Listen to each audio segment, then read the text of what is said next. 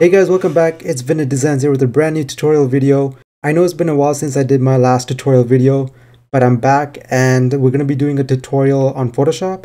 I've been seeing people struggling to use mockups and templates in Photoshop, so I'm going to be showing you how to use templates to create mockups like this. So I have an example of a juice bottle that has several design elements and labels. So first of all, we have the actual juice that's inside the glass bottle. And then we have the front label, the label that's on the tab, and then the label that goes on the actual lid. To actually add your own content to it, usually they have smart object layers. And if I drop down the menu for the bottle side, for example, we have several layers. There's a layer for the label that is a smart object, and the way you could tell if it's a smart object layer or a rasterized layer is if you look at the thumbnail of the layer, you can see there's an icon. So that's how you tell if that's a smart object layer or not. So this one right here is a smart object layer and the one above is just a rasterized. So to edit this, you can double click the thumbnail of that layer like this, and we open up a separate tab in Photoshop. And this allows us to edit the label separately, and I'll show you how to do that. The first layer we can see is a label color, and that's pretty much just the background that you see in the back, the gray background. And right now it's locked, so we can unlock it by clicking on the lock button, and then we can access the actual layer. So to change the color, we can double click and go to color overlay, and here we can change our color to match our branding. So let's say we want to go with a blue. Let's go with a blue like that, and then we can click OK. Now we've changed the color for that, and at the top we have another layer for your logo.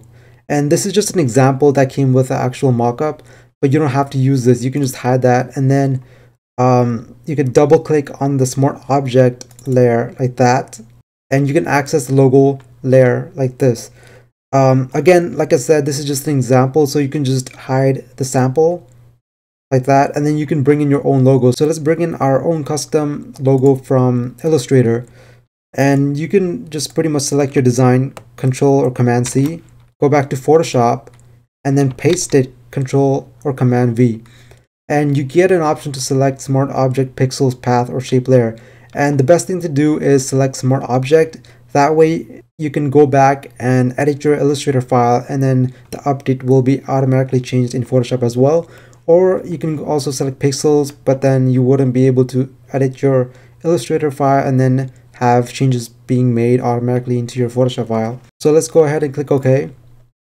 And now we have our logo in our Photoshop file. We can change the size of this, so we can just shrink it a bit. There we go. And if we go back to our bottle, you see that nothing changed. And the reason why is because we have to save this tab.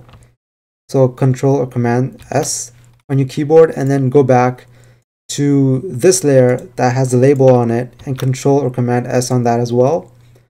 And let's see what's wrong. Yeah, make sure that your logo layer on the actual label is enabled. Control or Command S again, and then go back to the bottle, and there we go, we have the label on the bottle mocked up. And you can do a lot of different things as well. You can bring in design elements like we did with the logo. You can also change the background color of the label. You can add in your own graphics like patterns or textures as well, and pretty much edit the label as you want. Now let's say you want to change the color of the liquid that's inside the bottle. It's a similar process, there's just a different layer for that. So it looks like the bottle side is the layer with the color. What I did was just added a hue and saturation layer above it and then clipping masked it.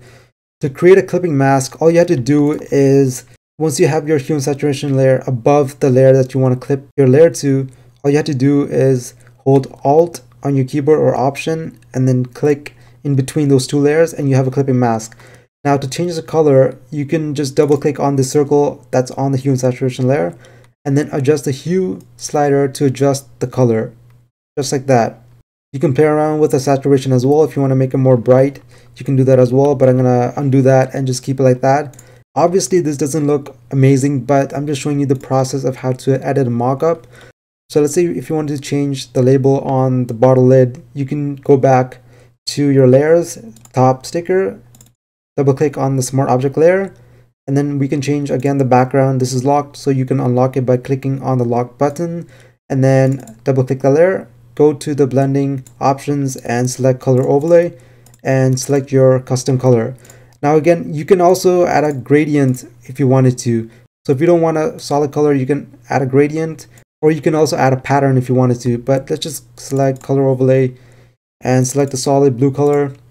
Click OK, save, go back to our bottle layer, and now you can see that the label changed here as well. So if you have your own mockup that you downloaded from a website or you purchased it, you can again open up the file in Photoshop and then go through the similar process of finding smart object layers. Usually they're labeled pretty clearly so you know which ones to edit.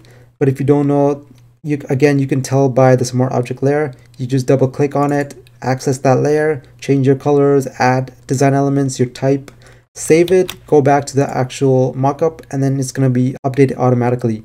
And earlier in the video, I said that if you wanted to edit your logo that was in Illustrator originally, and we brought it in as a smart object, you can access your logo from here where we placed it. And the layer is a smart object, which we can tell by this icon. If you double click on it, that logo will open back in Illustrator and we can make adjustments as we want. So let's say I wanted to change the color of the nose. We can select the nose, we can change the color to, let's say, I don't know, red or something. Click OK, make the save, Control or Command S. Let's go back to Photoshop and you can see that the layer in the Photoshop file changed automatically as well. So that is why I told you to use smart object layers and not pixel layers, because you can make changes from Illustrator to Photoshop. So I hope you guys learned something new today. If you guys did, let me know in the comment section below. If you guys have any feedback, let me know as well. And I appreciate all the support that I've been receiving. We're almost at 1,100 subscribers and we've passed 120,000 total views as well. So really thankful for that. And also you can share my video with your friends if they want to learn as well. And I'll see you guys next time. Peace out.